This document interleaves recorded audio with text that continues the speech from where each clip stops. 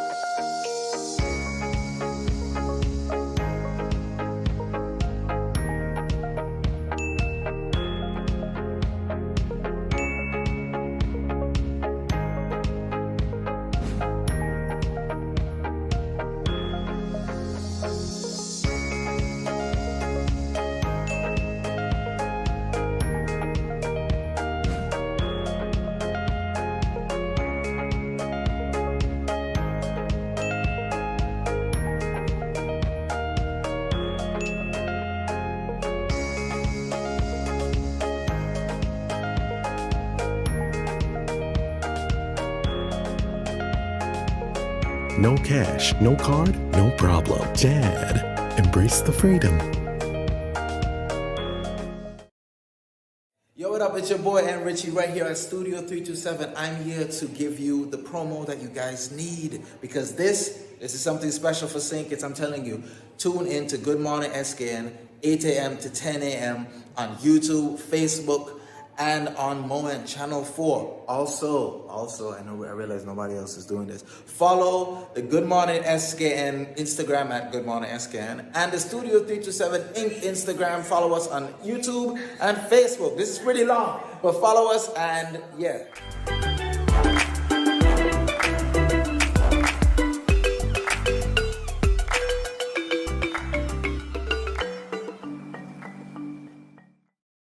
Welcome back to Good Morning SKN. Time now for regional news. This from Loop Caribbean.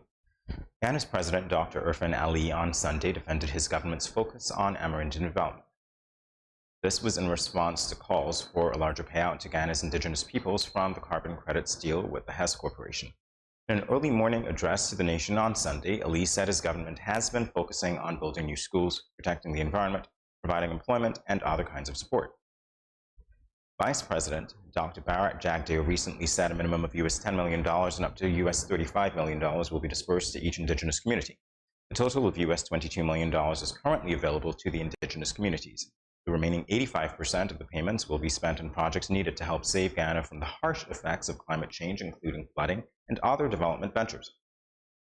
Ali also acknowledged that there are many needs across the country, more so since Ghana, like other countries, is confronted by overlapping crises on climate change, energy, and food security.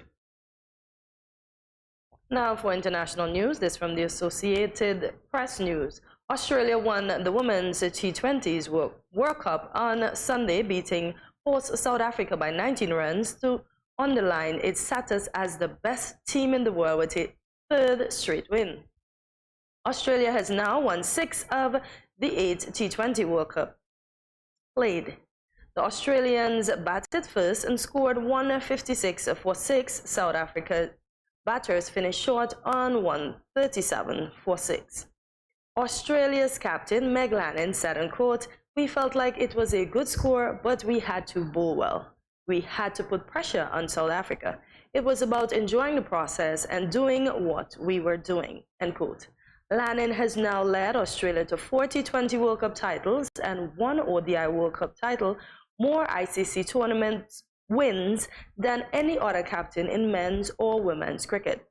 Australia was playing in its 7th straight final. Well, there we have it for regional and international news. Up next, we have Desiree McCoy as she speaks to us about the Ross University of Veterinary Medicine scholarship. Stay tuned.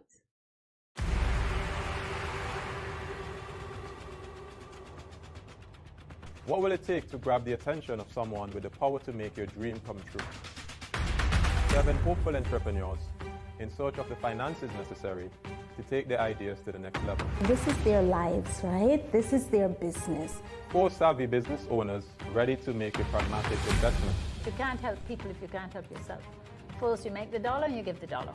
Why you take your business offline? I really feel that you need to do a little bit more research. Very knowledgeable. Super knowledgeable. You have a great idea and a great concept. I think you'd be snapped up by Disney. If you have a job someplace, it means that if something is not working, you can walk away. Who will invest? Let's do this. Let's do this. Thank you.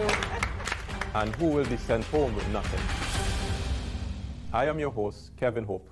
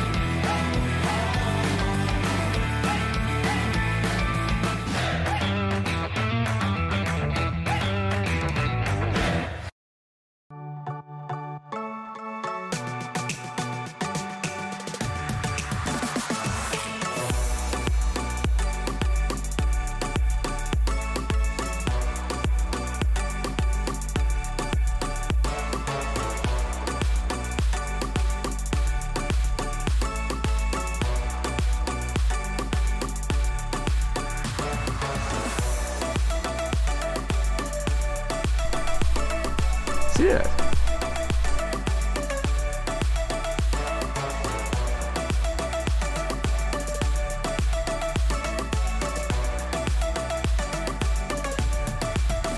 An exotic experience.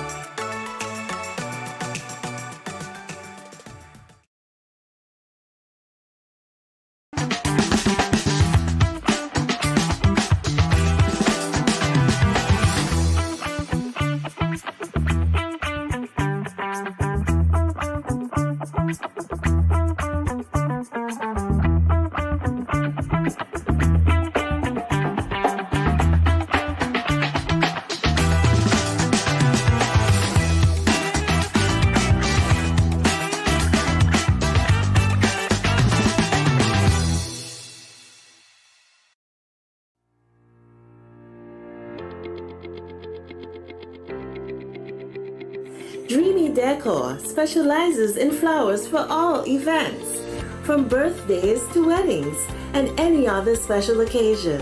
What's a better way to express to the people you love than by providing the finest selection of beautiful flowers and gifts? So when you think of flowers, think of us, Dreamy Decor.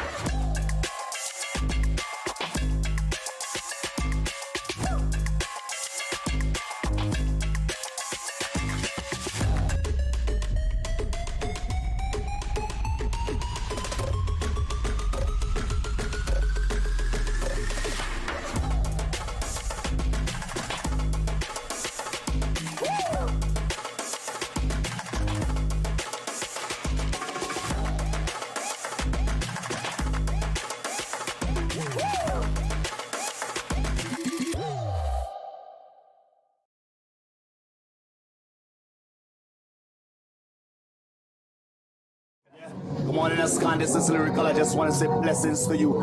There are a happy place in the life if you live in there. A happy place in the life if you live in there. Cause them at a happy place in the life. And they can't change. And they just come out here to do right. So whether day or night, they will never ever change. Blessings, blessings, and blessings.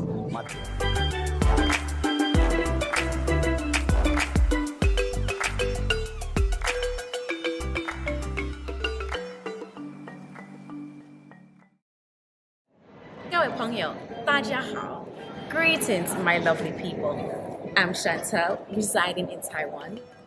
12 hours time difference.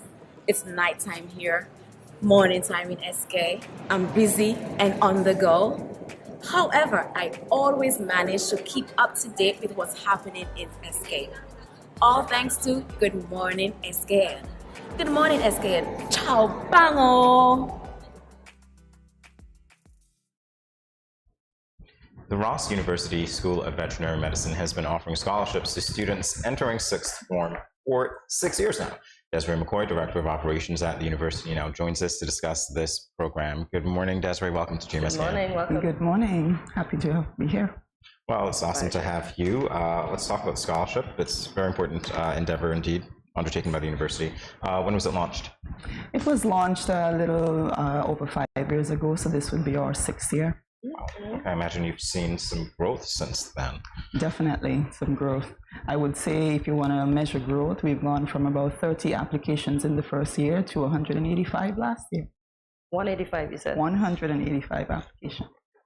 So what is it about the inception that had less applicants than the program ongoing? I guess the reality is anything that's new, it will have little interest, but as the years went by and persons saw the benefit, we did everything that we could to, emphasize the importance of the scholarship. Interest grew. That's it. So what is the main objective of the program? That's a very good question. The main objective of the program is to really reach out to those persons who are academically inclined, but they have financial constraints. And at the end of the day, it's really to promote education across our youths and give back to the Federation in that way. All right, so you're saying youth-based. The question that I have is there an age cap? There is not an age cap, but if you look at persons that attend the CFBC College and the Nevis Sixth Form, there are youth. Yeah. I asked that because I realized that there were some awards given, I think, to people enrolled in the teacher education division as well. So I was asking about the age cap because I know some of us teachers are older. No age cap whatsoever. If you qualify to attend the local colleges, then you qualify. All right, good to know. So this year, how many students do you have that has been accepted, and how many applied that didn't make it? Well, we are in the middle of launching the program, so we have one student in the program from all that has gone through thus far, and that has been 64 students. We now have 10 scholarships that are available for this year. So the application drive ends on March the 6th. So I'm here to promote the program and invite persons in. We have 10 slots available. Wow. So what's required when applying? That's the one question I dreaded. So to apply for the scholarship, you either have to be a current student at the two colleges I mentioned, the CFBC College or the Nevis Sixth Form, or you can be actively applying. So it's available for 2 years, a first year or your second year. There's an essay, a personal statement that you would have to submit. There's an essay specific to the scholarship that you're applying for. If you are a non-national, then you need to at least be resident in the country for a minimum of 12 months. You would need to submit your passport information. You would need to submit a police record, your CSEC results, a number of other fine things. Fairly simple. Pretty simple. Yeah, definitely. I think the part that most people might dread is the essay, if they're not necessarily good writers, but then they have some time still. So, that's not such a tumultuous task, honestly, because the way the scholarship program is structured is you tell us about you. So the essay is specific to the type of scholarship, some specifics. What are you interested in? What are your areas of focus? Why you? But the personal statement gives you that opportunity to sell yourself. Why are you the person that should receive this scholarship today? So it's really, if you are serious about it, you push ahead, fairly simple. Desiree, you mentioned you can apply your first year or your second year. So this scholarship does not cover the 2 years that you will spend in sixth form or at the CFBC College? If you are lucky and you get in your first year, it covers you for both years. Okay. All right. Well, speaking of coverage, 2 years of tuitions, books, and other fees. Let's talk about that. Other fees. So what you gain from the scholarship program is, first and foremost, it's for your tuition, your fees, your books. Anything that's left back, depending on the program that you apply, it can apply to uniform, transportation, and any other school expenses. So we're not restrictive with what you use it for. We just ask that you be, of course, responsible and you use it for the purposes intended. In addition to that, the program comes with a 6 weeks internship at Ross University. It's paid. Yes, it's paid. So you get a chance to make a little bit of money. The reality of it is we want to provide an experience for the scholarship winners. You get to work in an area of your interest. Of course, Ross University is not just about vet. We have every possible area of interest that you can find across any business in St. Kitts. So we place you in that area where your interest is, or if that's filled, you might get into a new field you've never experienced before, and then voila, you change. You're like, I don't want to do this anymore. I now want to do it. It's the gift that keeps on giving, isn't it? Exactly. Indeed. And I'm not done. With the internship program, every single week there's professional development courses that are attached to it. So at the end of the day, we want to make sure that you get the most that you can get. We prepare you for the professional work, and you have an experience under your belt that no one can take from you. You said professional development course. What do they entail? So we meet with either persons who are working at Ross University. They get to share and tell you about their experiences, or we teach you about the world of work, the do's, the don'ts, how to carry yourself, what are the expectations, how do you set budgets and create budgets and things like that. So we can dig into many different areas. Don't think we have enough time to get into that. You never know, you never know. So how many students that would have received your scholarships are now actually working at Ross University? Ooh, I didn't plan for that. I know of one, she said she started in administrative and now she's in the lab. What's her name, Jamie, the young lady that was here the last time? I know for sure we have a young lady in finance, that's Valdine. We have Carol Wood, she's one of our recent scholarship owners. She's working at the RUVC. There are actually a number of persons that are there that have come through. Well, that's why I said it's the gift that keeps on giving. It is the gift that keeps on giving. Scholarship, you get to train them, and if they're interested in that field, then they continue to give back to Ross. So Exactly, like a really good program. exactly. It's an opportunity for full-time work as well. Wow. All right, so this is your opportunity to tell the public why they should apply. That is your camera. Why you should apply for the RUSVM scholarship, it is an opportunity where there may not be an opportunity. I would say dig in, take the chance. You'll never know if you will be the one that's successful. At the end of the day, when somebody extends a hand, the difference is if you take that hand, then you can do better in life. So come on out, sit down, get the application information. March 6th is the deadline. You still have some time to get your foot in the door. I like that. So let's talk about the awards and some of the names and why were they named after these persons. So we have a few buckets of awards. First and foremost, we have some dedicated employees over the years, and I'm talking years, like 30 years working at Ross University.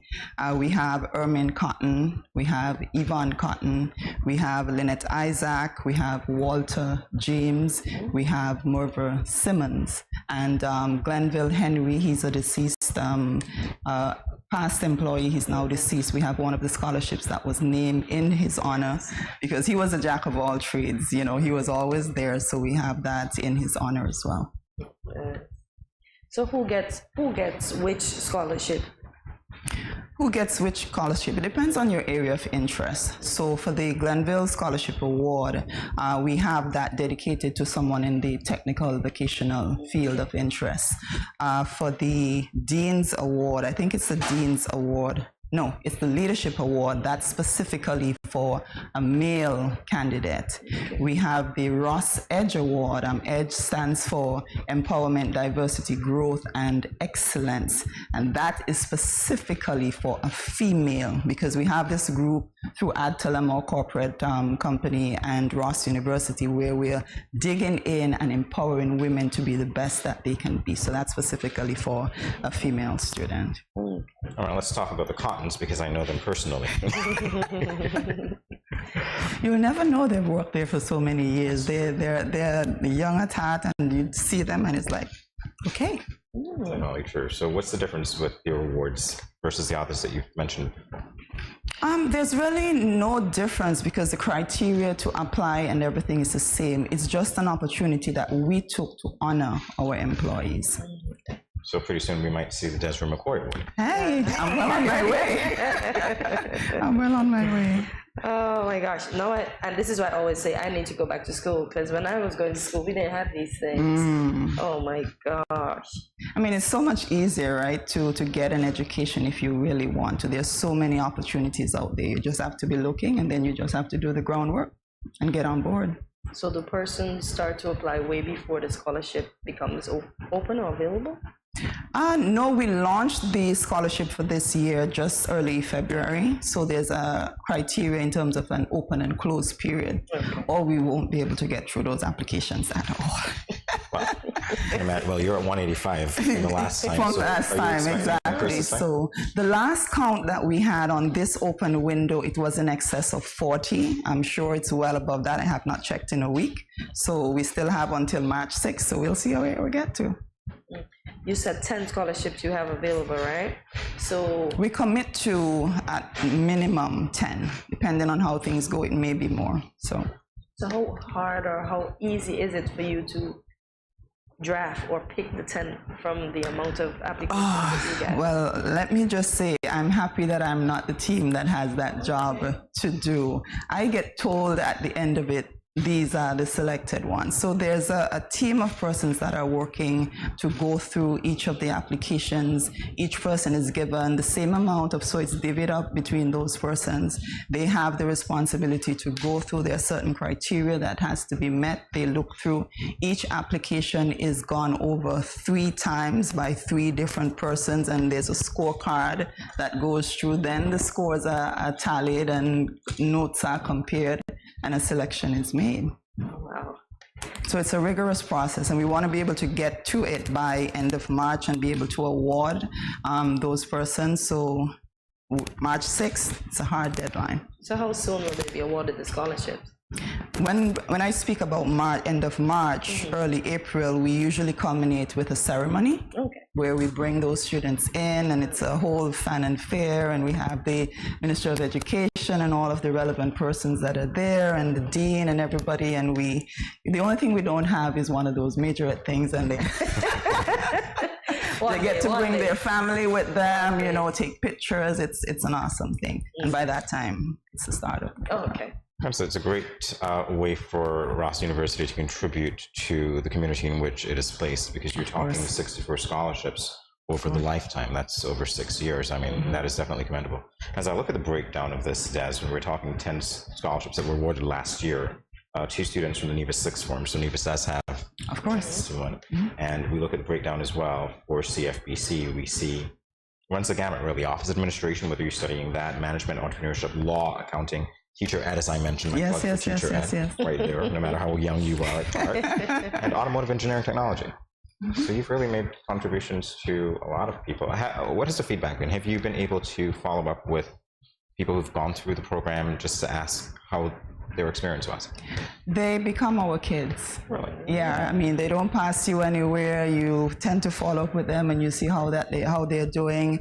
They're all doing pretty well.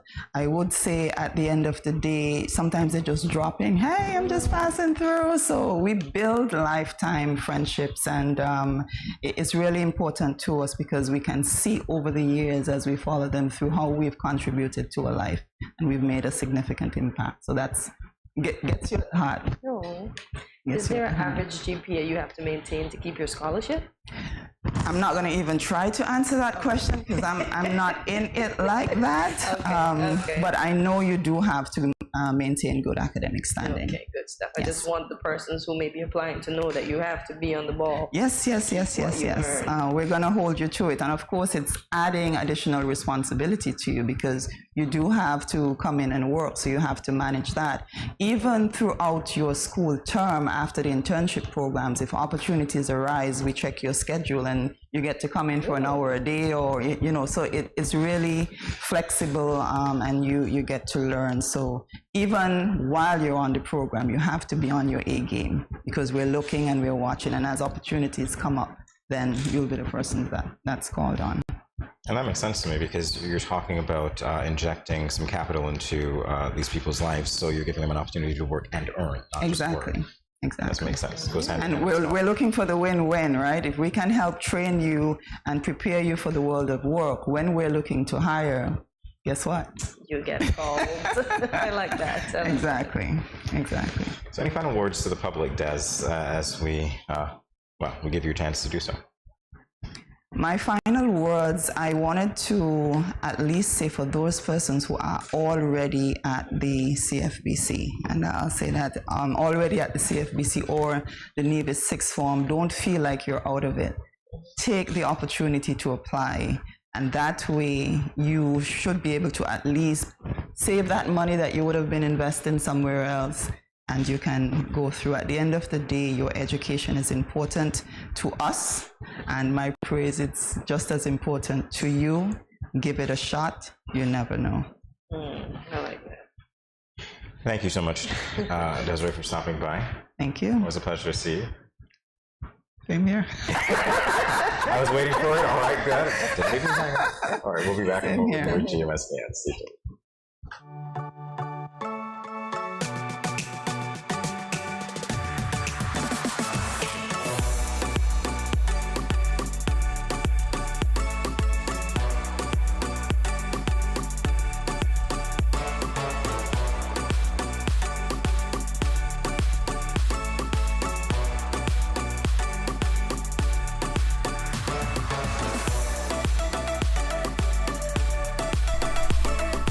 That's it.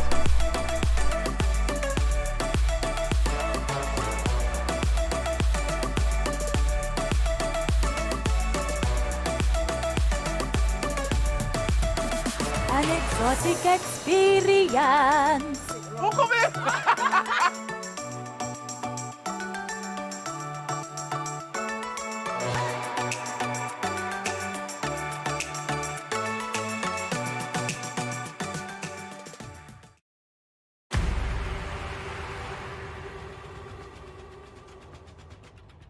What will it take to grab the attention of someone with the power to make your dream come true? 7 hopeful entrepreneurs in search of the finances necessary to take their ideas to the next level. This is their lives, right? This is their business. 4 savvy business owners ready to make a pragmatic investment. You can't help people if you can't help yourself.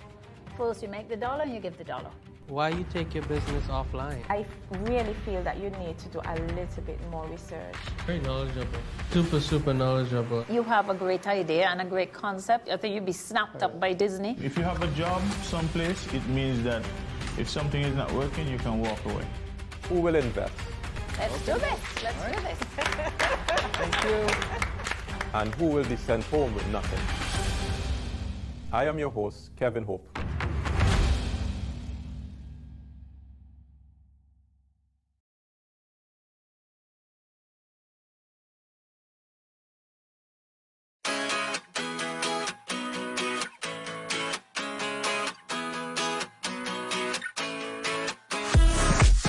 No cash, no card, no problem. Dad, embrace the freedom.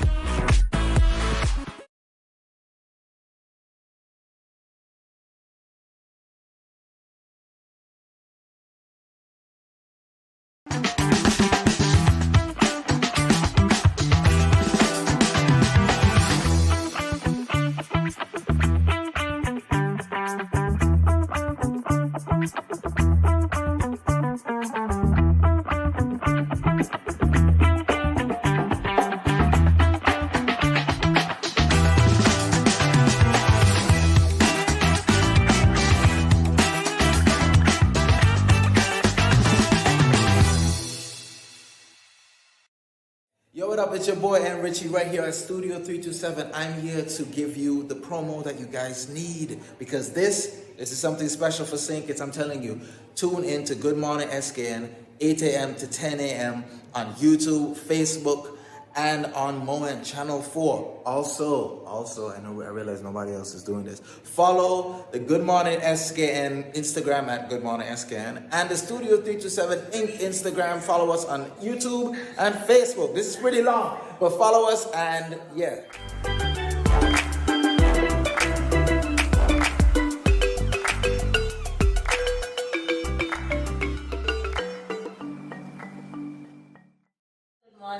Good morning. This is Karen of Paris and support from Paris Vermont. I want to encourage y'all to sign on to Good Morning SKN every morning from 8 to 10 at Studio 327. Thanks.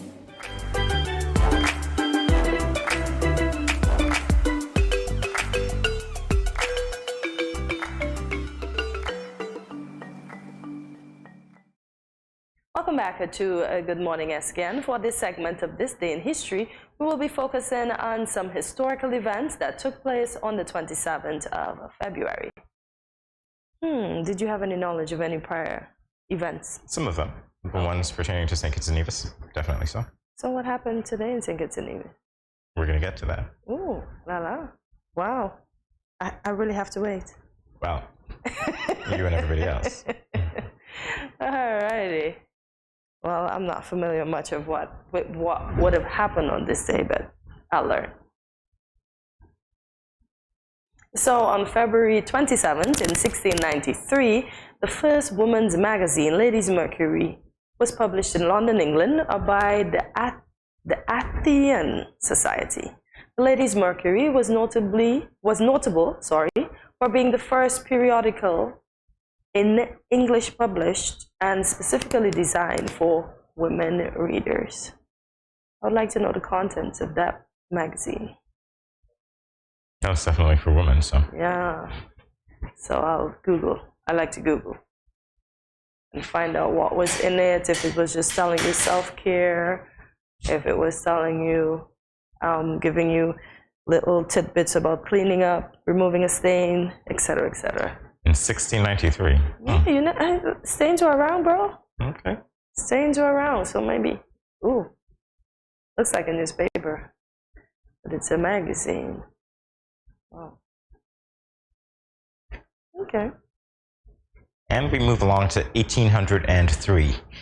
A devastating fire broke out in Bombay, a densely populated area in possession of the British. The fire and its aftermath forced the British to change the landscape of the entire city. Must have been really devastating. They got to change the city's landscape. They, although they tried, because I think they were trying to make it less populated, it still ended up being densely populated, and it still is today. And what I also learned about this day is that Bombay was eventually renamed to Mumbai in 1996. So, yeah. And this particular area of India is prone to having fires. Don't know why. So I imagine a fire taking out a whole city. Yeah. In 1844, on this day, February 27th, the Dominican Republic gained independence from Haiti. They were under Haitian rule for 22 years. So happy Independence Day to my Dominican Republic counterpart and friends. Yesterday they had a little celebration across the field, and I was like, something must be special. So when I saw this, I understood why they had their celebration yesterday. Yeah, February 27th, 1844, a long time ago. Yeah, long time. And we are just coming in 1983 and 1966, respectively.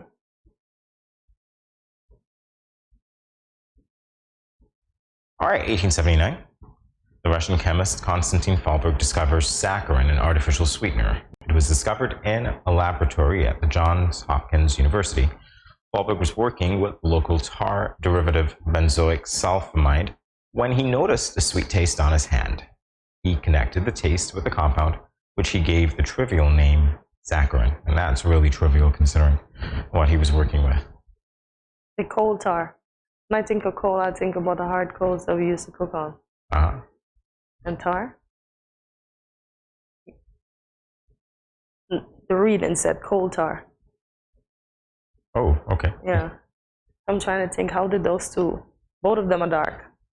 Anyways, the world may never know. And I won't do the experiment to find out.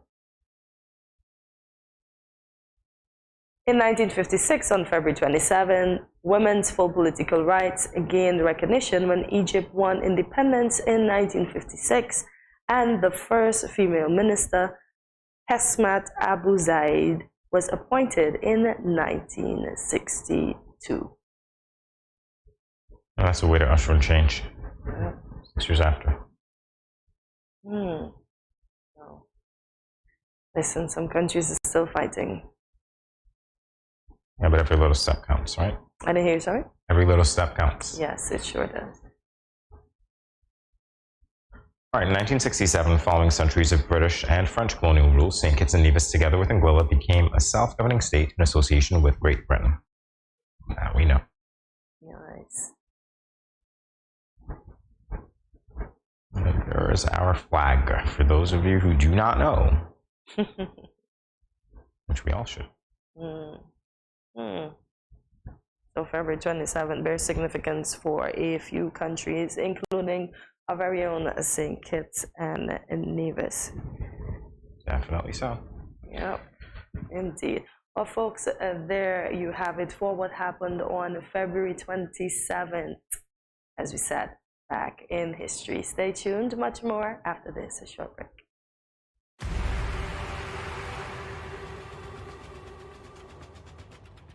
What will it take to grab the attention of someone with the power to make your dream come true? 7 hopeful entrepreneurs in search of the finances necessary to take their ideas to the next level. This is their lives, right? This is their business. 4 savvy business owners ready to make a pragmatic investment. You can't help people if you can't help yourself. First, you make the dollar and you give the dollar. Why you take your business offline? I really feel that you need to do a little bit more research. Very knowledgeable.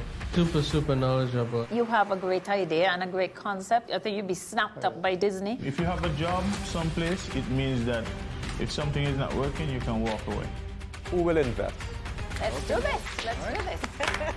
Thank you. And who will be sent home with nothing? I am your host, Kevin Hope.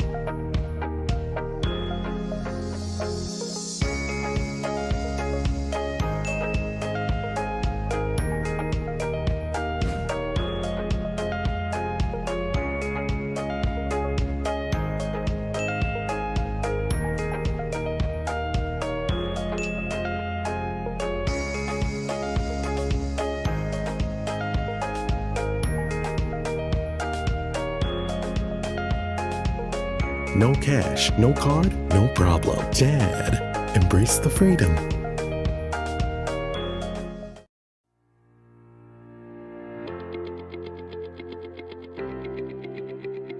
Dreamy Decor specializes in flowers for all events, from birthdays to weddings and any other special occasion. What's a better way to express to the people you love than by providing the finest selection of beautiful flowers and gifts? So when you think of flowers, think of us, Dreamy Decor. Good morning, SKN. This is Lyrical. I just want to say blessings to you.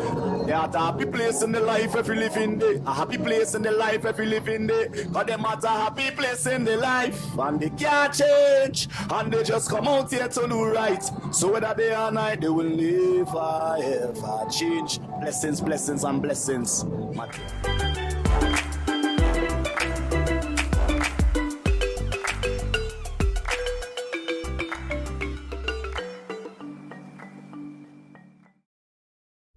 Welcome back to Good Morning SKN. It's International Vegan Cuisine Month. If you didn't know, a vegan is someone who does not consume meat, dairy products, eggs, honey, or any product derived from an animal.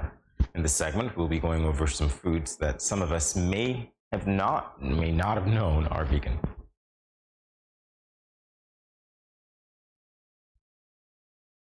Wow. Yeah. I never knew. I love Haribo, but I love the gummy bears, and those probably aren't vegan. But so the Haribo strips are vegan. Well, if you didn't know, now you know. Now I know. I like the strips hairstyle, though. Puts me back in the day.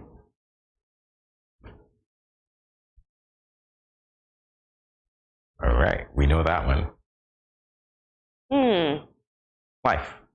Well, I have not seen this cereal in a long time. Do they still exist on our shelves here? Because I've not seen it here. No idea. I don't think we have. I remember when Life came out, boy. Remember the commercial and all. We don't got Life cereal over in these parts anymore.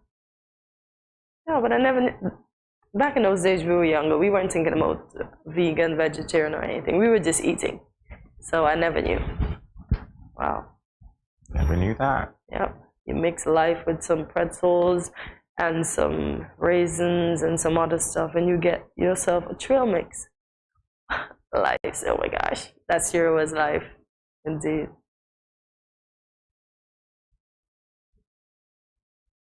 Twizzlers, never knew. No, it has a weird taste. It's an acquired taste, I find. Because I find I taste more salt than anything sometimes in those twists. Yeah. So it's like it's more salty than sweet. It has a weird taste. But I enjoy just peeling it down though, when I do eat them. But I haven't seen them around either. Maybe because I'm not looking for it. But I haven't seen those around these parts in a minute. That's 5 pounds of Twizzlers, boy. Yeah. Whoa. Haven't had that in quite a few years. Yeah. Oh well. You bought one of those back in the day at the stall. It's like, oh man, you got yourself some Twizzlers, and it was the longer ones that made you stood out, because the short ones are just short. No. Wow. I wonder if today's children know about Twizzlers, or are enthused about Twizzlers. Ooh. Fritos. The original corn chips. Okay. But frankly, when we're eating these, we don't care if it's vegan or not. We just like the taste. Yeah. That's what I say. We like the taste, that's it. We go with it. Fritos. I mix some mean mango sour, and I pour it over that. Tastes nice. Yeah. So guys, if you want the recipe, hit me up in the comments. You'll love it. It's a nice dip. But this was an acquired taste initially for me, the Fritos. Oh. Ways. Okay, fair enough. Because it's just potatoes, oil, and salt, right? It's definitely vegan. And boy, who doesn't love a bag of chips, Jamie? Those who count the calories. Or what, grease from our fingertips? Hey, the grease is where the taste is. The grease is where the taste is. You gotta, when you're done with the chips, you have to. You even have to put your hands back in the bag, wipe it around, and then it's all over. Yeah, then it's all over. And those that comes with the flavors, like my favorite would be the sour cream and onion. Jeez, I gotta get all of that taste in, man. Yeah, have to. Glaze. Wow. Okay, Cracker Jack. The original. Everything that you thought was bad for you is apparently vegan. Oh, wow. All right. I didn't know. Prize is inside. I think a lot of us bought the Cracker Jack for the prize. Yeah, and the prize was just the guy and his puppy on a sticker. Yeah. And we were so enthused to have a sticker back then to put on our books, because, hey, we got a Cracker Jack sticker on our books. Wow. The simplicity of life. Wow. After you eat all of that, you really want to sip. Some water? You want to sip anything. I always try to, listen, the outside of Cracker Jack, right?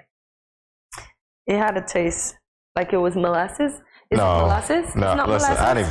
No, that's too sweet for me. I'm sorry. Nah. Molasses is sweet? I don't find molasses have a salty, molasses have a you know what, I'm gonna Google it when I go home and see. Well, you know what? I haven't tasted molasses because I couldn't stand it. I knew it came from, it's like byproduct. Nah. Okay. Yeah, okay. Gummies. Listen, once it is gummies, it should be vegan. And so, you don't like Sour Patch? I never had Sour Patch. The name wouldn't entice me by it, so no. It's not as sour as you think it is. Like, I had some Albanese gummies, and I like those. They are nice and fluffy, like Jello, and then they're sour, because I prefer the sour gummies. Because if I do sneak a chance and buy gummies, it's sour. But it seems like everybody in St. Kitts has a gummy addiction, because when they go to the, except Jamie, when we go to the rack, like I hear people saying, man, all the gummies finished? Really? And I'd be like, which one are you looking for, the sour one? I'd be like, oh, so you're my competition. But gummies seem to be a hit in St. Kitts, boy. And you know, they have these gummies with a little extra kick too. So yeah, But Sour Patch, they start out sour, and as they say, they end up sweet. So I like the first part of it. I don't necessarily want to go on to the sweet part of it. Have you ever seen an advert for it? Nope. Okay. One of the gummies cut the girl's hair, and then she'd be like, oh, that's so cute. And then, so he's sour, and then he's sweet. No, please. Horny. All right, yeah, Ritz, crackers. That's it. Awesome. Everybody knows that. At least a lot of you should. It's vegan. Now I know I'll buy a whole lot and enjoy the salt that comes on top of it. Yeah. Imagine most of us lick. I hope that cheese is vegan cheese. Doesn't matter, does it? But we have to keep it all vegan. But was it marketed as a vegan product? Maybe it was, but you know what? You add whatever you want. It doesn't matter. You do what you want, right? Yep, add some vegan cheese. You bought it. Yep. That was the hit, to get the Ritz and get the salt off the top. The simple things we enjoyed as young people and as kids growing up. Wow. But I don't eat Ritz that much these days. I had the crackers with cheese the other day, with the cheese mix they put in the center. Ooh, Skittles. I wonder if it's only the original that is vegan, or if all the other color bags are vegan as well. Taste the rainbow. Definitely so. Wow. You remember Smarties? They're not vegan. They were in the wrong tube, but they're little chocolates that are flat. Like, I think M&M kind of vibe like that, not the flat ones. But yeah, Smarties, boy. I remember those from school, and the tablets that we made fun of. Like, we were actually eating a bunch of tablets. You know, tablet candy? Like, we were actually eating a bunch of tablets because we know we can't eat that much tablets. Listen, the simple things. But yeah, we tasted the rainbow. Wow, Skittles. Ooh. Oreo. And I had to stop eating Oreo? It's family size. It's a family size Oreo. Awesome. Get your whole family to eat vegan style Oreo. Oh yeah, I'm just kidding. Why did I have to stop eating Oreo then if it's vegan? Because I had a bad breakout, and I said I ate a lot of Oreo, and she said, well, you have to stop eating Oreo. So now I'm going back to eating Oreo. It's vegan. What? Ooh, Doritos. I wonder if it's only the original that's vegan, or if it's all vegan. Because it's just corn chips and added flavors. No. Listen, the adverts, when you saw the adverts and then you got the chips in your hand and you were looking for that little, you see the little, it looks like a spaceship, the Doritos with the one that they embellished in the word. You were looking for your bag to do that thing that it did on TV.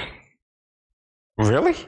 Yeah. Okay. Listen, I was gullible when I was younger with television until I caught myself. That's why I stopped watching it, because I realized I was tricked. Yeah. So, yeah, you got your bag and you're looking to see if it's going to do the same thing that it did on the television. Because that's how they sold it to you. Oh, I see. And you bought listen. I see. Yeah. Ooh. Hershey syrup. What? Nice. It's vegan, guys. So it's vegan until it touches the milk. Unless it's almond milk, then it continues to be vegan. Okay, I never knew that this was vegan. Thought because it's chocolate, it had some form of milk in it. Okay. It's probably just made from pure cocoa and that's it. Ooh, pasta. Maria. That's vegan too. Wow. So if you're vegan, you have lots of options. Yep. And if you're not, you still have the options. Even more. Yep. And I like how they advertised it with just the tomato and basil. So you're real keeping it vegan. Yeah. Put tomato and basil in the back. So you really ain't adding anything extra to it but that taste. Nice. I mean, you're not thinking that you get that in the bag? Huh? No, not at all. No. Okay. I grew up. Okay. I grew up, so they can no longer trick me. Okay. Yeah, as I said. That's fine. But imagine when you thought that the cornflakes were that big, that was in the box, and when you read it, you saw enlarge to show texture. Listen, I was gullible when I was younger, but I grew up. Did you really thought when you open there, especially with the cookie crisp, and then you saw these little cookies and you were expecting the big cookies that were on the box? Yeah. Yes, y'all. They can't catch me anymore. Okay. Ooh. What? Pop-Tarts. Oh. Unfrosted strawberry. Pop-Tarts unfrosted strawberry. Okay. So I guess if it's frosted, then it no longer is vegan. I have no idea. I'm gonna Google it. No, because the fact that they had to emphasize unfrosted. No, not necessarily. Well, I don't know. You know, Because all Pop-Tarts have frosted. No. I'm gonna Google it, y'all. I love to Google and I want to know. Yeah, fast. So I'm gonna Google it and figure it out. Oh, ooh, easy. Easy peasy. Could have guessed that this is vegan. Yeah, the Nature Valley Crunch granola bars. Indeed. Well, folks, we hope you enjoyed being informed what is vegan like we did. And I'm happy to find out that Oreos is. So I'm going to buy me a pack today. So go out there and get yourself a vegan snack. Stay tuned. See you after this break.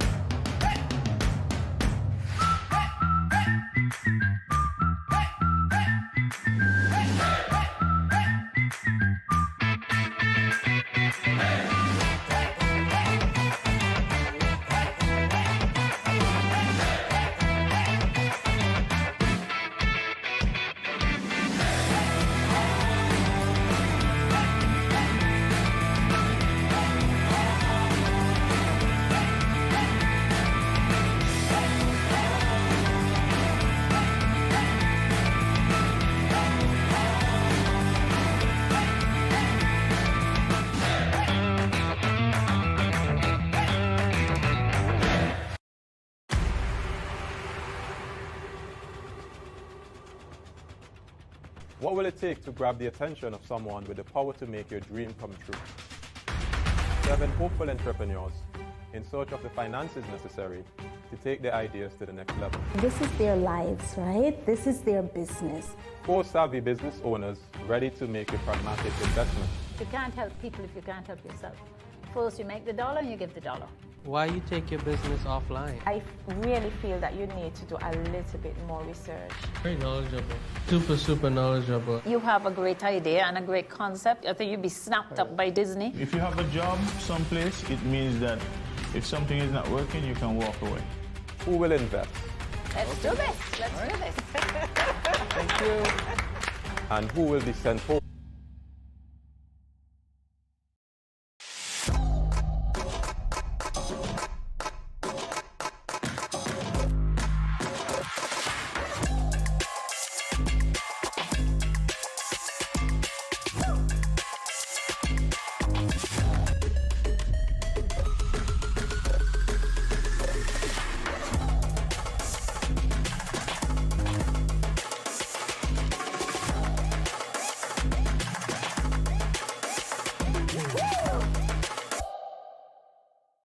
You the promo that you guys need, because this is something special. 10 a.m. to 10 a.m. on YouTube, Facebook, and on Moment Channel 4. Also, I realize nobody else is doing this. Follow the Good Morning SKN Instagram at Good Morning SKN and the Studio 327 Inc. Instagram. Follow us on YouTube and Facebook. This is pretty long, but follow us and yeah.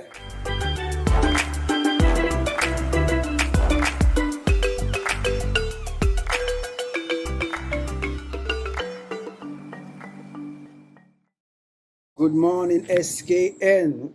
Wagwan. Yo, it's Benz Lad coming to you live from Jamaica. You see it already. See me, I say Caribbean people stand up and I love this. This show is very important. You understand me? Yeah, man. Studio 327.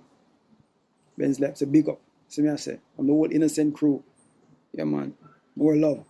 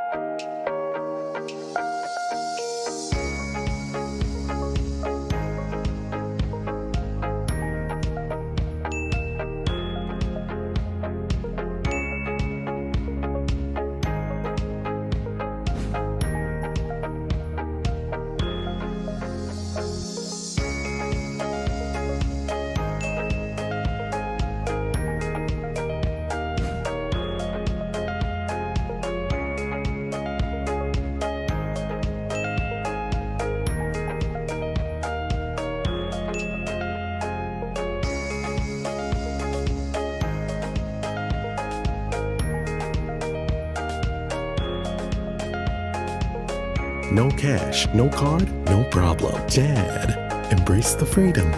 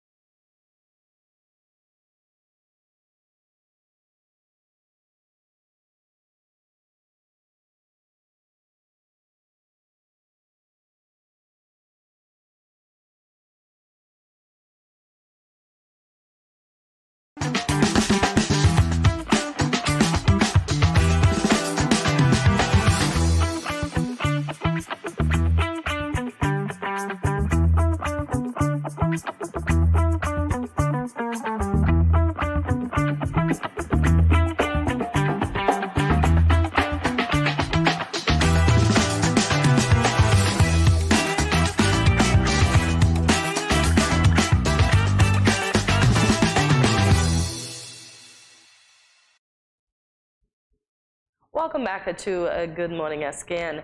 Joining us now on Zoom is Stevenson Manners, author of the recently released book, The Father, Son, and Offspring, The Enchanting Story of Nevis Cricket, 1945 to 2023. Good morning, Mr. Manners, and welcome to Good Morning SKN. Hi, good morning. What a pleasure to come to you from Gingerland Nevis on what promises to be a glorious week. So happy to start off the week with Good Morning SKN. Oh, and it's our pleasure having you here. So we will begin with the title of the book. Why this title, and why 1945 to 2023? Why did you pick this particular time period? Well, here's the book. Ivan in Living Color, available on Amazon. And a lot of people have asked that question, why the Father, Son, and Offsprings? There's a gentleman called Johnny Howell. He would have been 120 years old at his last birthday on October 2nd. He is the father of Nevis cricket. In fact, the pavilion at the E.T. Willick Park is named after him. He was a Charlestown businessman, first captain of Nevis in 1949, and he played until he was 49 years of age and captained Nevis for 12 years, from 1939 to 1951. But because he was a businessman, he had resources at his fingertips. He ran a lumber yard in Charlestown. So in the days when the E.T. Willick Park, then Go Park, was not a glorious facility, and it still not is, he used his personal resources to give it an uplift, a facelift for fencing and all that. Beyond that, he took Nevis teams to places like St. Martin, St. Eustatius, Tortola, St. Thomas, St. Croix to grow the game in what were called goodwill tours. So he fathered the game of cricket. And so Johnny Howell is the acknowledged father of Nevis cricket. And then because of the work he had done, in 1973, El Camido Tonito Willett, after whom the park is now named, became the first player from Nevis and the first from the Leeward Islands to play Test cricket for the West Indies. It was a phenomenal feat nearly 50 years ago because there was a lot of insularity. You could call it cricket apartheid because only players from the Big Four, Jamaica, Barbados, Trinidad and Tobago, and Guyana played for the West Indies. So imagine a gentleman, 36 from an island, 36 square miles, about 11,000 persons, very weak cricketing institutions and infrastructure, and yet he was the first to break through ahead of people like Andy Roberts, Viv Richards, Richie Richardson, Keith Atherton, Stuart Williams. So he's the son. He benefited from the groundwork which Johnny Howell had laid. And because of him, 6 other countries, 6 other divisions have also played for the West Indies. In Derek Parry, Keith Atherton, Stuart Williams, Carl Tuckett, Ronako Morton, and Kyron Powell. There is no place in the world so small with limited population which has produced so many Test cricketers. And so Nevis is a very special place where cricket is concerned. So what I did is to look at the evolution of the game of cricket in Nevis. Now, throughout the world, during World War II, there was a lull in the game, which was, of course, given to us by the British, our colonizers. And after the war ended in 1945, that's when the game really took off, got greater structure, at cup matches, etc. And of course, I went all the way to the present because next week marks the 50th anniversary since Willett became the first Leeward Islander in first division to play for the West Indies. So a number of celebrations are in train.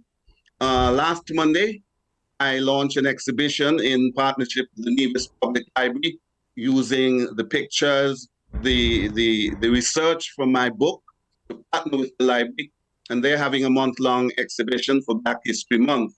And next Thursday, which will be the date, March 9th, 50 years to the day, there's a big gala being planned for the Malcolm Gishard Recreational Park, where it's a sold-out event already.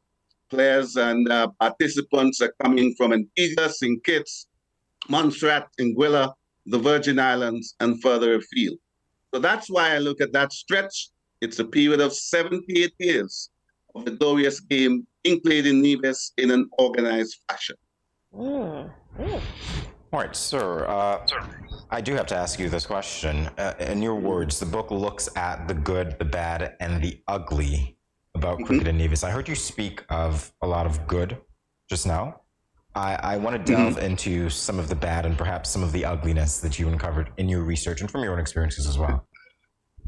Well, the book doesn't just look at the game as cricket, as played in the field, because cricket, wherever it is played, encourages social and political dialogue, also cultural expression and resistance. So, for instance, Nevis has always used the game of cricket to get an upper hand of the sister islands in Kitts. It's conceived in Nevis that Nevis tend to be treated a little less than the bigger islands. It happens in Antigua and Barbuda, Trinidad and Tobago. Remember the last campaign, federal campaign, the Premier of Nevis talked about fair share. Nevisians have always felt that they've got, the bad end of the stick. And so Nevis has used cricket always to get the upper hand of St. Kitts, to send them political and social messages. You're probably too young, but TDC is celebrating 50 years, And one of the first things TDC did was to organize what were called the Berridge Howell matches in honor of Howell, the father of Nevis cricket, and two persons on St. Kitts, Paget and Edgar Berridge, who could qualify as the fathers of Kittitian cricket. And they organized that. 11 games were played, and when it finished in the 80s, Nevis had dominated St. Kitts 8-3. Another ugly point in Nevis cricket was when Derek Parry, an off-spinner who had played for the West Indies, found himself out of work and went to apartheid South Africa. It was a really bad time for Nevis. We got bad press because, of course, people were fighting then to free Africa, South Africa, from apartheid. And 21 of our cricketers ventured there. It was not a good look. Personally, I feel that by going there, they helped to fast forward the decline and the end of apartheid, which came 10 years after. But that was no question an ugly point. And of course, in 1969, when Willett came onto the scene, a match was abandoned in Antigua because Nevis was trying to beat Antigua in Antigua for the first time. Viv Richards, the greatest batsman of all time, was also playing for the first time. And he got dismissed on 3 occasions for a duck, but he was a childhood prodigy, and everybody wanted him to do well, and they rioted. Eugene Walwyn, who was then the Attorney General of St. Kitts Nevis, the first Attorney General of the Associated States of St. Kitts Nevis, was also the cricket boss.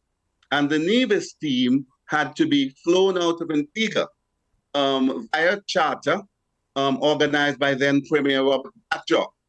So those were ugly, ugly scenes. So we've had good times, we've had bad times, and I didn't leave anything out of this book. I put everything under the microscope.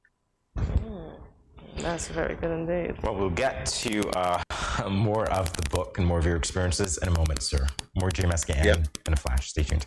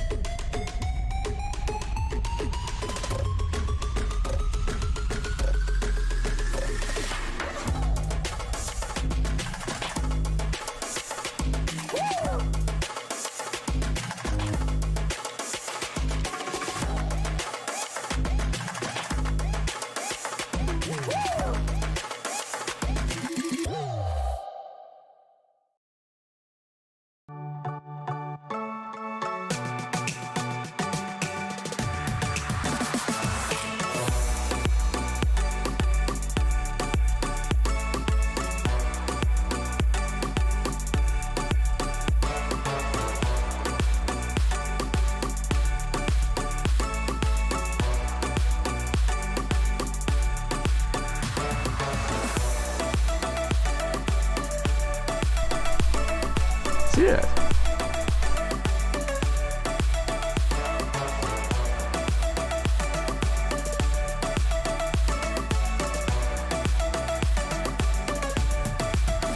An exotic experience.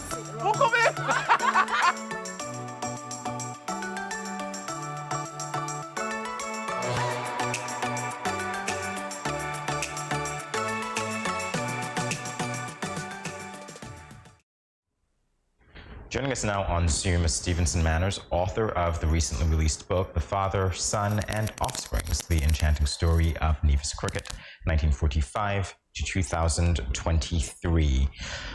Mr. Manners, in talking with you during the previous segment, obviously there was a lot of information, a lot of research. I'm only assuming that also it's a testament to the time that it took and the attention to detail that you paid in writing this book.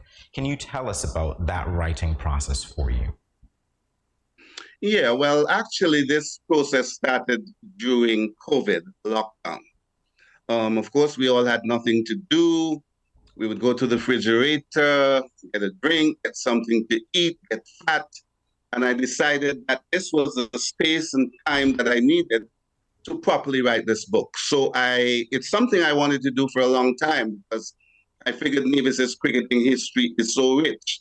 But COVID afforded me the opportunity to begin to do the research. On the days that we got out, after 7 days and 5 days, I would go to the Nevis Sports Museum, which is the greatest cricketing and sporting idea that Nevis has ever seen, introduced in 2005 by then Minister of Sports, Lofton Brandy. We're not good on Nevis, and I gather in St. Kitts and in the Caribbean in keeping records of our achievements. But he put in place the Nevis Sports Museum, and that was a reservoir of information for me. Spencer Howell, who played on the first Nevis team in 1949, he was a fount of knowledge, but he died about a year and a half ago before the book came to light. And so memories have begun to fade.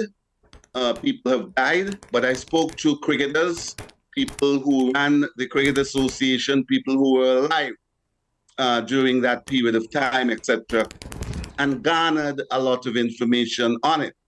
Now, on March 9th, 2022 is when I started to pull this all together. And I used a technique that I got from my son. When he was doing his overseas exams, I would go to his room and he would have stick-it pads all over his room, outlining his goals, what he wanted to achieve.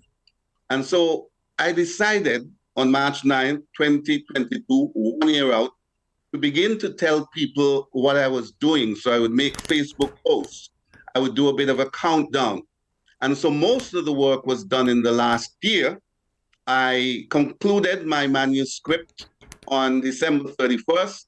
I'm not an Amazon man, so I handed it off to my children who are all gurus. They did the upload, the formatting and editing done. And lo and behold, by mid-January, the book was ready. And but I held it back. I held it back until December 6th, 3 weeks ago to the day. Why did I hold it back? It was the 40th birthday of Willett's first son, Benito Willett. Okay. And part of what I want this book to do is to have generational pass down. Those who were too young to know what was happening, that this book will provide that information. That's why I've given copies to the Nevis Public Library and the Nevis Sports Museum and other deserving people. And so it's very important that we do that. Another reason why I chose February 6th is because it's the birthday of Robert Nesta Marley, Bob Marley. In 1973, the same year when Willett made the side, he brought out a song called Get Up, Stand Up. It was a call to action. It's a bit of a national anthem for Black people everywhere. And I decided that I would be the Nevisian who would get up, stand up, and write the history of Nevis. And I'm so happy that I've done so. And I am happy that you did. So let's talk about the feedback. For those who would have read your book already, what are they saying to you, Mr. Manners?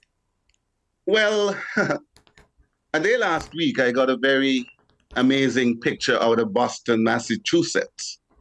a Boston, Massachusetts woman of division parentage sent me a picture of her 85-year-old mother reading my book. I couldn't believe it. People abroad have been using this book as a connection to their homeland. They live in the diaspora. They're always looking for connection with home. And this reminds them of the great old days, because as I said, cricket has been on a decline, not only in Nevis, the Federation, but in the Caribbean. West Indies are not winning too many matches. So this gives them an opportunity for nostalgia. A lot of persons overseas are sending me messages, pictures of when they receive their book or when they're ordering, because it's available on Amazon. Here in Nevis, it got off to a bit of a slow start, and I'll tell you why. Divisions and petitions too, because I've been getting a lot of calls from St. Kitts as well, are used to authors having the book in their hand. I know, for instance, Willie Doe passed away, and I heard the author of that book on Win FM on the weekend, and he's the only person selling his book. It's not available in any bookstores. I don't even know if we have bookstores anymore. So my book is only available on Amazon, which was very handy. Amazon affords you the opportunity of doing all the printing for you, so you don't have to pay for that. They give you the platform to promote it, and of course there's a fee. So it would be foolish of me, for instance, to be allowing Amazon to represent me in this, order the books from them, have to pay freight on a couple hundreds of books, and then try to on-sell to people on the island. But everybody knows Amazon, it's the everything store. So in the first week or so, everybody would call, WhatsApp, meet me in the street. When can I get a copy? I want it autographed. That's not possible. I'm not bringing in books except for a dozen I brought in to gifts to people. But they're getting into the Amazon thing, and the book is going very well. I have been interviewed, for instance, on a radio station in Connecticut. I was on Mary's show live. I'm going on Chris Collins' show in Sheffield, England on March the 12th. I've been on several media houses, Island T, on Win FM, and now I'm happy to be talking to the people of St. Kitts. I've been on ZIZ Sports with Earl Smitten and Theo Park. So the word is going far and wide, and I keep posting. I keep posting all the time. The book is getting a lot of traction. I can't help but wonder, sir, if a lot of what you put into that book and the very fact that you wrote it in the way that you have was informed by your time as a sports correspondent. I mean, your resume is quite impressive. You've worked at media houses like Kana Sports, CMC Sports Barbados, and Sports Max Jamaica. Sports Max in Jamaica. Well, I can say this. I've been sort of the voice of Nevis cricket for a long time. So whenever there were Shell Shield matches, regional matches, other touring teams, these media houses got me to do the reporting. But as I said, there have been no cricket of note, no first-class cricket for the last 13 years. So it has been a bit of a slow time. But I was a cricket commentator in the glory days of Nevis cricket as well.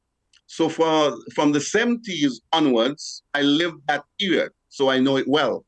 But going backwards to the 1940s, I had to get people who were alive and people who were aware of what is happening. Writing this was an extremely gratifying experience. It took me, as I said, about a year to pull things together. The name, by the way, didn't come until close to the end. I realized that there was a thread going through the whole thing. Johnny Howell, the father, came, led to Antonio, to El Camino, Tonito Willett, and then Willett led to other people as well. But there were people in between. For instance, Theodore Ted Hobson, who is a lawyer, QC, was the first division to make a Leeward Islands team in 1950. They went on a goodwill tour to Bermuda, which of course is the oldest British outpost in the Caribbean.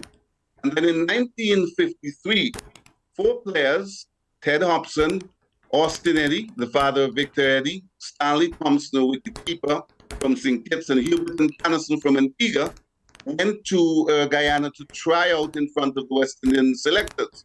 By the way, Guyana is the oldest cricketing country in the Caribbean, even though it is not in the Caribbean. It was introduced there by British merchants, plantation owners, security people, soldiers, and then it spread up to Trinidad, Barbados, and Guyana. So other people along the way, there's a man called Harold Walters who died 2 years ago. In March of 1965, he became the first Leeward Islander to take 5 wickets in an innings. It's the same year that West Indies became champions for the first time.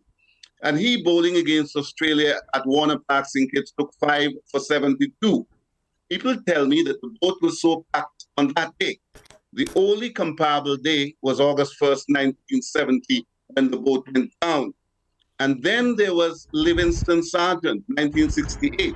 The father of Trent Sargent of Win FM, and he's known as the father of Division batsmanship, because in 1968 he became the first division to make 100 runs against a touring team. He was only 20. He made 127 at Antigua. Edgar Gilbert of Molyneux St. Kitts shepherded him to 100. So Nevis had a lot of first in Leeward Islands cricket. Let me tell you, Leeward Islands cricket started in 1913. That's 110 years ago. St. Kitts, Nevis, and Anguilla played as one. There was Antigua, Barbuda, Montserrat, and Dominica, which at the time was part of the British Leeward Islands, but in 1940, it became part of the British Windward Islands. That's how Nevis got in. In those first years of Nevis, of Leeward's cricket, divisions only got token selections. Most of the people came from St. Kitts, and Anguilla never got a look in. And so when Nevis came on stream in 1969, in 1949, in 24 years, we had produced a test cricketer. It took Antigua 61 years before they produced the test cricketer in 1974 through Andy Roberts. And St. Kitts, after 110 years of Leeward's cricket, has not yet produced a male test cricketer, even though a young lady from the Sandy Point Secondary School recently toured India, Miss Claxton. So Nevis has been punching way above its weight in the time it has been in regional, Leewards, and international cricket. Mr. Manager, you mentioned that cricket is somewhat of a dying sport on Nevis, or that it has not played a big match in recent times. Why is that so, and what can be done to revive the game of cricket on Nevis? Well, Nevis was the perceived center of cricket in the Federation. St. Kitts was viewed more as the footballing capital. We didn't play too many sports over here. But it was a brilliant move by Prime Minister Denzel Douglas, Ricky Skerritt, and Charles Wilkin in 2005 to decide to develop Warner Park. They got a $40 million grant from the Taiwanese government to do that, because they were looking forward to hosting matches for World Cup 2007. They did so well. It's a small venue, very compact, always packed, and high-scoring games, that they have become like one of the must-visit places whenever there are touring teams coming here. That worked to the detriment of Nevis cricket, because our leader then, Vance Camry, showed very little interest in benefiting from some of the free money that was going around. Antigua got free money, Guyana got free money, Jamaica got free money. So we didn't make the investment, and as a result of that, we have suffered. What can be done? Well, cricket is back now, and the crowds are coming back. But the young people have been diverted to other sports because of cable television, and they no longer have the passion. In an interview with Curtis Morton, which I shared to my Facebook page this morning, when the exhibition opened, Curtis asked Willett the same question. Willett taught for many years as a sports officer at the Charlestown Primary School, the biggest primary school in the island. And he said he's alarmed. The guys in the higher grades, 5, 6, 4, are not playing the game, even though they have a lovely ground adjoining the facility. the young generation is not prepared to put in the hard work. To use Willett's analogy, they're more into the bling, the flashy shades, the dangling chains, and the paraphernalia that goes along with cricket. Also, we have not told the story well enough about the people who have gone before. That's why I said the Sports Museum is a brilliant idea. Also, and I heard the discussion a lot from former cricketers while I was in the park last week for 2 matches in the Leeward's tournament. Too many of the divisions who have gone on before are not passing on to the new generation, which is very sad. We've become a very selfish society. Wow. Well, in that vein, sir, I imagine that read of your book will ignite passion that once existed in Nevis and even create new interest in the sport, because you've seemed to chronicle, well, the events.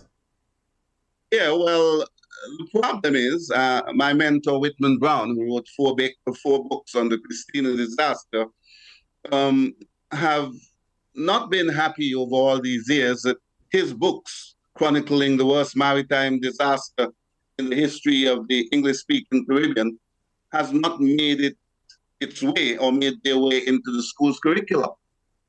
We're still talking about Alexander Hamilton. He played his role. Born in Nevis, left at age 8, became the first Secretary of the Treasury. He's on the $10 bill. Last year, we erected a bronze statue on the grounds of the Museum of Nevis History. People here were still telling us about Fanny Nisbet and Horatio Nelson, because he came here to water his ships and married a Nevisian woman. Our history is taught in school still focuses a lot on European stuff. I was very happy on Friday night, or was it Saturday night? Oh, we seem to have technical difficulty. Sir, can you hear us? And in choral speaking, and in the first segment, they had to recite the words from a calypso, King Ginger's Right to Right History. Actually, that's the theme I have been using myself to promote this book. This is a call to action. Okay, Horatio Nelson watered ships here, married a white woman. Alexander Hamilton was born here, left when he was 8. Willett will be 70 on May the 1st and has given 54 years of his life to Nevis cricket. Yet there's no monument to what he has achieved. I've been calling, for instance, for a bronze statue to be built at Grove Park. Well, sir, about 2 weeks ago, say it again. I hate to interrupt you, but we are just about out of time for the interview. But that is a very solid point that you were making, and perhaps we can continue this discussion at another point in time. But I do appreciate your time, and I appreciate your words, and thank you so much for the book that chronicles the legacy that we can look forward to sharing with future generations, all about cricket and the experiences on Nevis. Thank you very much. It's been an absolute pleasure. Good way to start my week. Here it is. The Father, Son, and Offspring. And that Thank you very much for having me. You are welcome, it's sir. It's available on Amazon. Thank you very much. All right. You too, sir. Take care. Thank you. Take care too. GMSKN continues in a moment. Stay tuned.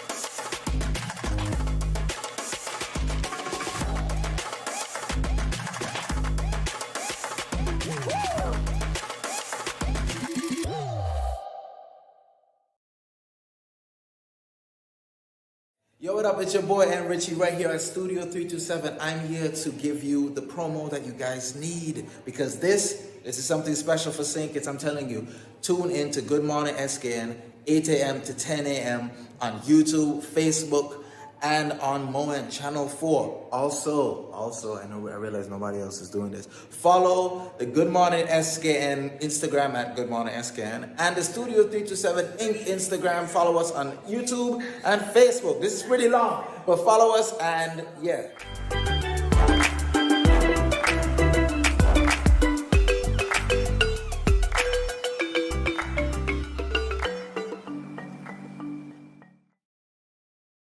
Welcome back to Good Morning SKN. Today's segment of Loosen Up is about an online trend called things that make you go, I'm going to say that again. Things that make you go, not but So let's find out what things make other people go, and whether you are one of those people who will also be, along to them.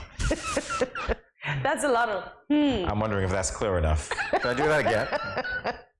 A lot of going on. Going on. Ooh.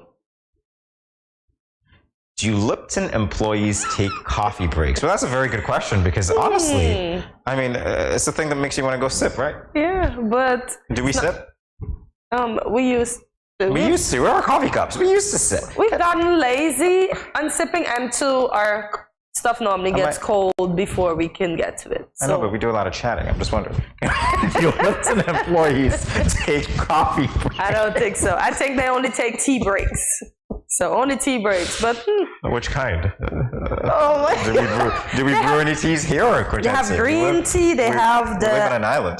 Just curious. If we grow teas here? Does anybody else realize what I'm doing? All right, keep going. Do Lipton employees take coffee breaks? You guys started it by putting this one up here. I'm just rolling with it. Seriously, rolling with it. We do have teas on St. Kitts, yeah, but we have coffee breaks too. See, we have the combination. Even if we work for a tea company. Really? Yeah. This is why you should never do improv. But then I wonder, can coffee be taken into the Lipton compound? Wow. Why are they going? Of course it can. What are you talking about? Are you kidding? Okay, Lipton, you need to make coffee because some people drink more coffee than. No, I don't know the statistics, so don't let me say that. But I'm sure. I'll find out. Yeah, and then I'll come back. That makes you go, Are you guys, Are you guys questioning this? Like, seriously? I did say, because I never thought of that. So we really think that Lipton employees only take Lipton breaks? Is that what we're going to say? I mean, seriously, does that make sense? Because Lipton doesn't have a coffee, so only tea breaks. No coffee breaks. Yeah, it's nice. Like, they can't put it in their pouch and go. Come on, are you serious? Imagine smelling coffee in a tea factory. It doesn't matter. Coffee has a distinct smell, you know. Well, I guess, but if you sip it, they really wouldn't know. Move on. Listen, no matter what you put it in, they'll smell it.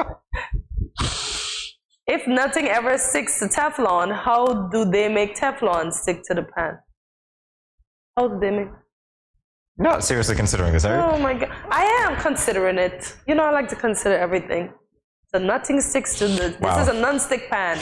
Guys, that's the fundamental difference between Cortese and me, okay? There are just some things that I'm like, no, He's not going to wonder, but I'm going to want to know. Not my mental real estate. Absolutely not. It's limited. Fair enough. But that's not going to make me go. Dun, dun, dun. How did they make that happen? Because I'm sure if I dug deep, I maybe can get the Teflon off the pan. I was going to say, were you digging your own grave? You dug deep. I'm taking a shovel. What's going on here?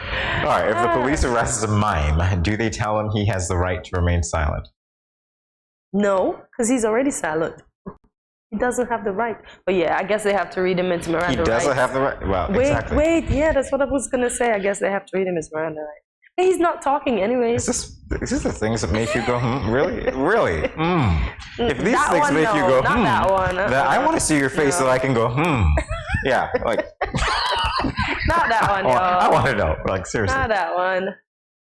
Because he has to be read his rights in all fairness. Imagine the police is talking to him and he's doing. All right, so in a country of free speech, why are there phone bills? Wow. Seriously. I know, right? Speech should be free. We shouldn't have cell phone bills. We shouldn't have any sort of bills.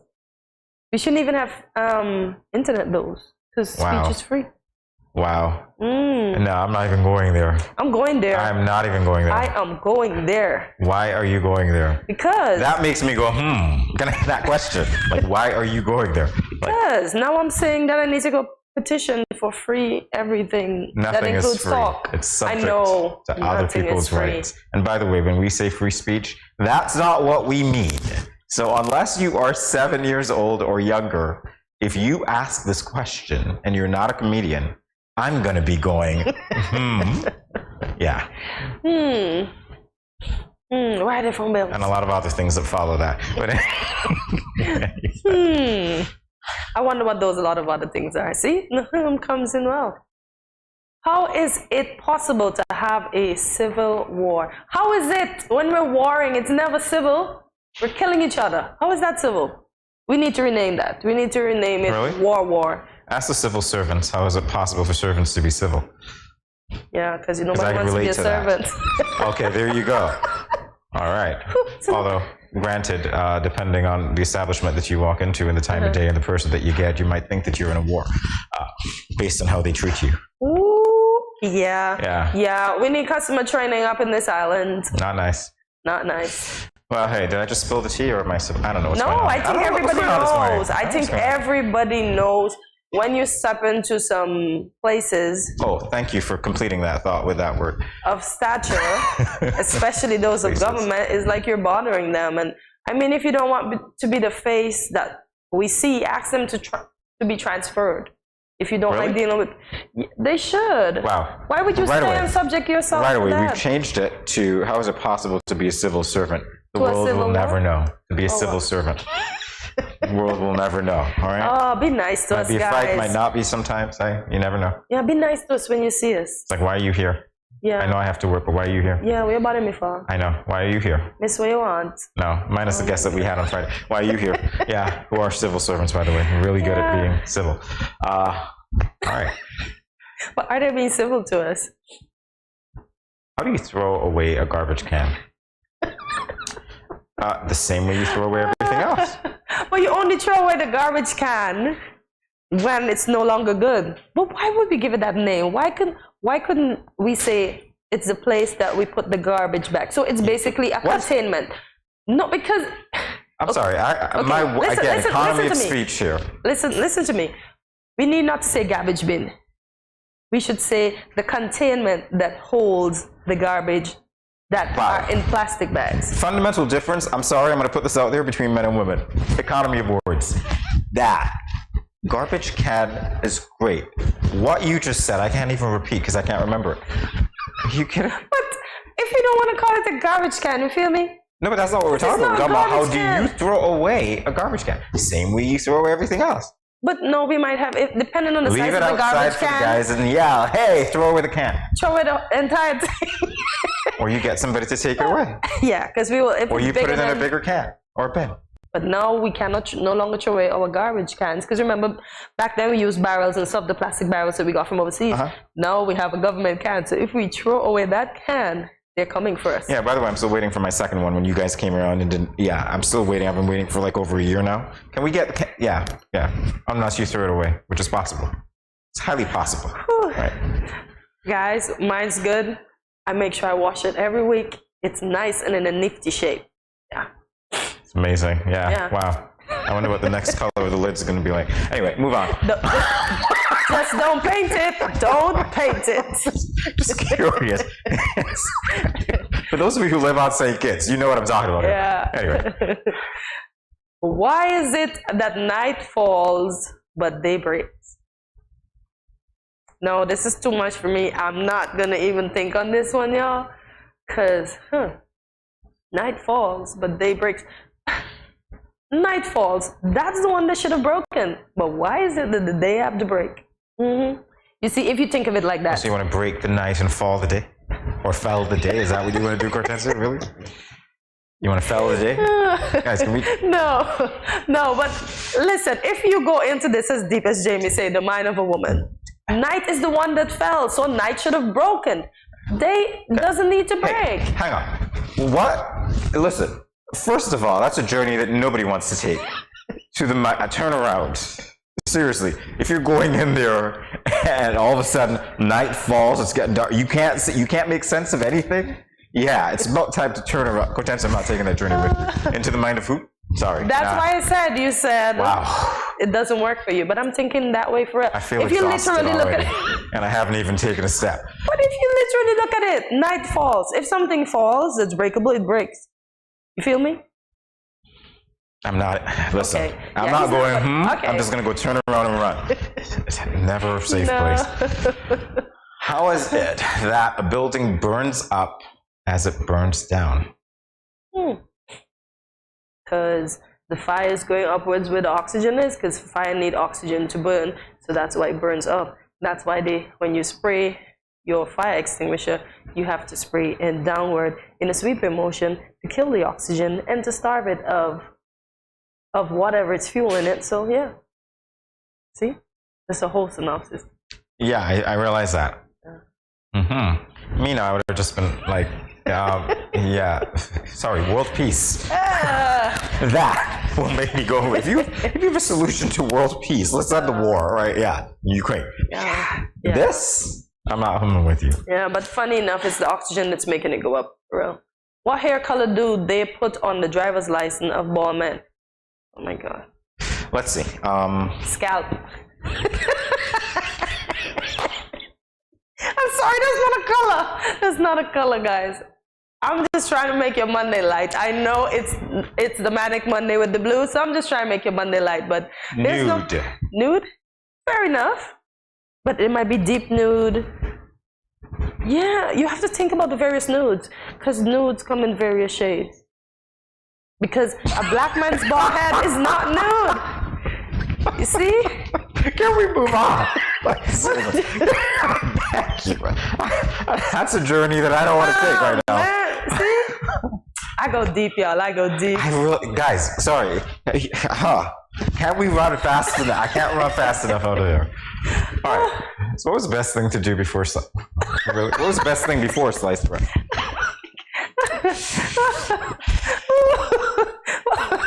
What was the best thing before sliced bread?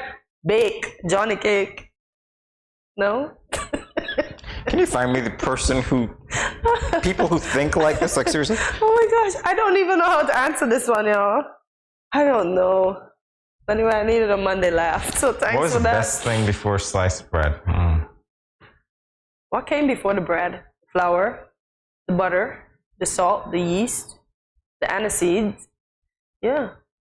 That was the best thing before the sliced bread. Is this supposed to make me go, You know what it makes me go? Makes me go, Can I say that? Yes. Oh my gosh, but the fact that people are this. Nah.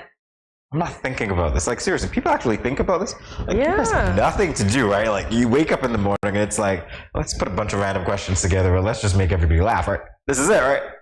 World peace. World hunger. What else? Education.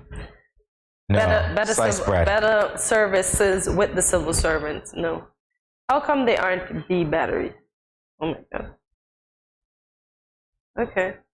I know, because the bees got taken up by the dumbbells. Don't know. Don't care. Yeah, everything is AA. I'm not going to go, Well, maybe that triggers the fact that this person who asked the question should have been in AA already. We missed a couple of meetings. All right. We'll be back in a moment with more GMSK. Stay tuned. I hope you're talking about batteries. Well, I guess. Good morning, SKN. Wagwan. Yo, it's Ben's Lad coming to you live from Jamaica. You see it already. See me, I say Caribbean people stand up and I love this. This show is very important. You understand me? Yeah, man. Studio 327. Ben's Lab. It's a big up. See me, I say. I'm the whole innocent crew. Yeah, man. More love.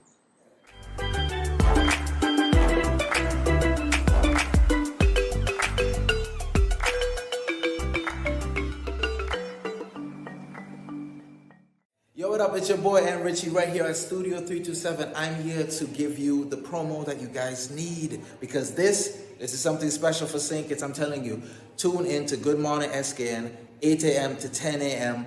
on YouTube, Facebook, and on Moment Channel 4. Also, I realize nobody else is doing this. Follow the Good Morning SKN Instagram at Good Morning SKN and the Studio 327 Inc. Instagram. Follow us on YouTube and Facebook. This is pretty long, but follow us and yeah.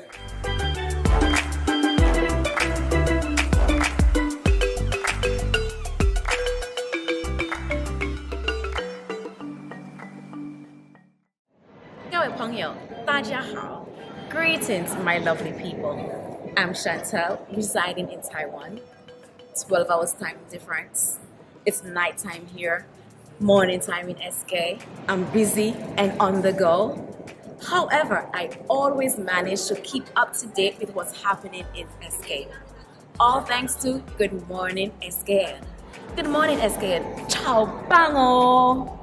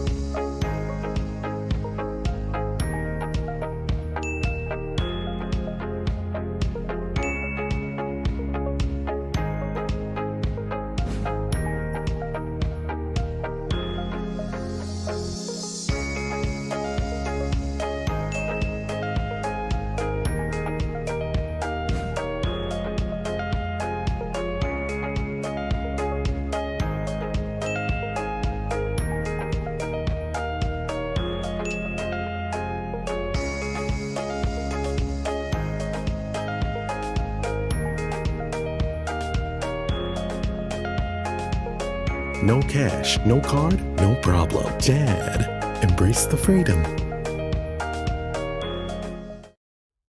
Welcome back to Good Morning SKN. It is that time to let you know what is happening. So registration for Summer Camp 40 is officially open. Kids, go tell your moms, your aunties, your uncles, your cousins, whoever owe you money that you want your money to go to camp. So camp will be held from July the 16th to July 30th, 2023. The registration fee is EC $100 and the late fee is... Why are they laughing at me? And the late fee is EC $115 after June 1st. Why is my co-host laughing at me? Yeah. Funds can be collected from the Department of Youth Empowerment at the 3rd floor of the Cable Building on Keon Street and also from the primary and high schools. Summer camp is for children ages 8 to 16 and those of us who are still young at our heart, but 8 to 16, stick to that age. And this year's theme is thanking everyone who paved the way throughout our history. Summer Camp 40, cheers to continuity. Jimmy's got me laughing. I was just wondering why the camera was on me when I was obviously cracking up. In any event, Lake Health and Wellbeing will be hosting another set of workshops as part of their Empower Her project. This series of workshops is entitled Entrepreneurship 101, Business Idea to Implementation. And there's more. There will be 2 workshops, both of which will be facilitated by the renowned female entrepreneurship expert and founder of Coaching by Tamu, Dr. Tamu Brown.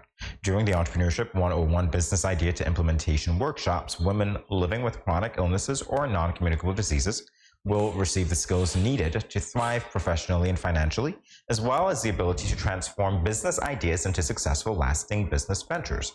The first Entrepreneurship 101 Business Idea to Implementation workshop will take place on Wednesday, March 1st, and the second will take place on March 21st. Both workshops will run from 5:30 p.m. to 8:30 p.m. and will be held at the National ICT Center located at the Southwell Industrial Park on the Bay Road, Ambassador, St. Kitts. Interested in attending? If you are, contact Lake Health and Wellbeing via email at events@lakehealthandwellbeing.com or via telephone at 765-8702 to register. Best of all, the workshops are entirely free. All right, so, here we go. Here's what's coming up tomorrow. That's what's happening. Here's what's going to be happening. Yeah. Hensley Daniel and Euphemia Bryce Roberts will be here to tell us about the ongoing Youth Leadership Development Program. That's great. Also, Motivating Factor with Janice Jensen of Nevis Animal Speak. That's what's coming up tomorrow. And Yeah, well, I guess we'll be here too, right? Yes, yeah, definitely. Okay. So we're coming up tomorrow too? Yeah. All right. Well, thank you for never mind. All right. Thank you for joining us today for another edition of GMSKN. Tune in daily where you'll find a little bit of everything for everyone. Get your friends, family, and everybody else to watch, right? Things that make you go, Yeah. Hopefully we won't be making you go, like, you know, who knows? So follow us on our social media platforms, including Facebook and YouTube at Studio 327 Inc. and on Instagram at Good Morning SKN. Easy enough, right? Like, subscribe, follow, share, and check out our website at studio327inc.com to learn more about GMSKN and Studio 327 Inc. and watch us while you're having your coffee or Lipton tea. Not Lipton coffee, but Lipton tea. And leave us a comment and let us know what was your favorite part of today's show. And see you tomorrow on Tuesday at 8 a.m. when you will start your morning with us right here at Good Morning SKN. Thank you for watching. We hope we made your Monday morning a bit easier. Have a great day. Remember to be kind to someone and smile. Have a good one. Bye.